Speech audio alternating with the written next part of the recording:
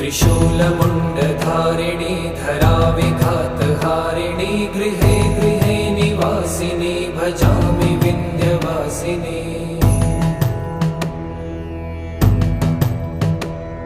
दरिद्रदुःखहारिणी सदा विभूतिकारिणी वियोगशोकहारिणी भजामि विन्ध्यवासिनी।